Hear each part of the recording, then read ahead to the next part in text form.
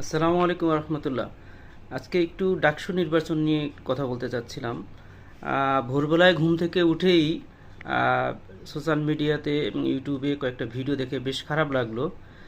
ডাকসু নির্বাচনের যারা প্রার্থী আছেন, একটা বিশেষ দলের প্রার্থীদের পক্ষে ভোট দেওয়ার জন্য স্থানীয় রাজনৈতিক নেতাকর্মী যারা আছেন তারা ওই প্রার্থীর গ্রামের বাড়িতে গিয়ে, এমনকি আত্মীয় স্বজনের বাড়িতে গিয়ে তাদেরকে বাধ্য করতেছে যাতে ফোন দেওয়ার জন্য, যাতে তারা ওই দলের যারা সাপোর্টার, ওই দলের যারা কর্মী আছে যারা ইলেকশন করতেছেন তাদেরকে ভোট যেন দেয়।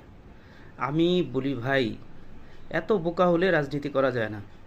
আপনাকে বুঝতে হবে কাদের ব্যাপারে আপনি ফোন দিতে যাচ্ছেন, কাদের ব্যাপারে আপনি ডিল করছেন। ঢাকা বিশ্ববিদ্যালয়ের ছাত্রছাত্রীরা তারা অসচেতন নয় এবং দুর্বল নয়। আপনি যদি মনে করেন যে আপনি এইভাবে প্রেশারাইজ করে ভোট নিতে পারবেন, it will be very devastating for your party. আপনার দলকে শেষ করে দিবে এটা। এবং ঢাকা ইউনিভার্সিটি একটা বারুদের মতো জায়গা। এখানে এই বারুদের স্তূপে আগুন লাগতে খুব বেশি আগুন দরকার হয় না। এখানে সামান্য স্ফুলিঙ্গ পড়লে কিন্তু এটা বারুদের মতো মানে বিস্ফোরণ ঘটবে এবং সারা দেশে ছড়ায় পড়বে। সামনে অনেকগুলো ছাত্র সংসদ নির্বাচন হবে। আগামী বছরের ফেব্রুয়ারিতে একটি জাতীয় নির্বাচন হবে। সব কিছু মাথায় রেখে কাজ করতে হবে। দলের ভালো চাইতে গিয়ে অতিরিক্ত ভালো চাওয়ার দরকার নাই, চামচামি করার দরকার নাই। আপনার দল এমনিতেই ভালো করবে।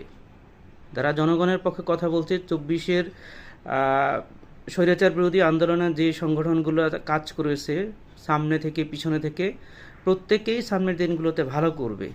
কিন্তু আপনি জোর করে ঢাকা বিশ্ববিদ্যালয়ের ছাত্রছাত্রীদের কাছ থেকে যদি ভোট নিতে যান, এটা আপনাদের জন্য বিপর্যয়কর হবে। আমি জানি না এটা দলের কোন লেভেল থেকে ইনস্ট্রাকশন দেওয়া হয়েছে। আমি এই দলের মাঝারি লেভেল এবং টপ লেভেলের অনেককেই চিনি যারা ঢাকা বিশ্ববিদ্যালয় থেকে পড়াশোনা করে আসছেন, বিভিন্ন বিশ্ববিদ্যালয়ে ছাত্র রাজনীতি করে আসছেন। তারা এই জিনিসগুলো ভালো মতো বুঝে। যদি এটা দলের হাইকমান্ড থেকে এভাবে নির্দেশ থাকে তাহলে সেটা কিছু বলার নাই। যদি কোনো নেতা অতি উৎসাহী হয়ে এটা করে ফেলেন, আপনারা কাইন্ডলি এটা করবেন না। এবং আমি ওই দলের শীর্ষ নেতাদেরকে অনুরোধ করব, আপনারা এদেরকে সামলান, আপনারা এদেরকে নিয়ন্ত্রণ করেন, এদেরকে বোঝান যে এইভাবে প্রেশারাইজ করে ভোট নেওয়া যাবে না। আবার ছাত্র এবং ছাত্রীদের মোবাইল নাম্বার জোগাড় করে যদি ফোন দেওয়া হয়, যখন ইলেকশন শেষ হবে সেই নাম্বার দিয়ে এরা কী করবে?